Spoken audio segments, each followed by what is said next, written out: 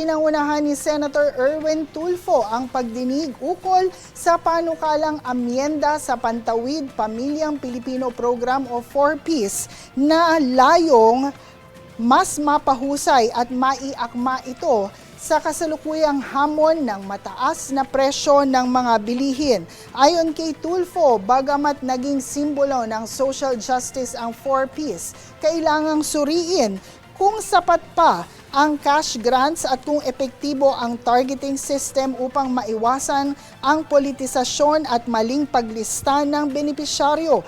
Binigyang diin ng senador na hindi dapat manatiling band-aid solution ang programa kung hindi maging tunay na puhunan sa edukasyon at kalusugan ng mga bata upang tuluyang makaahon sa kahirapan ang mga pamilya.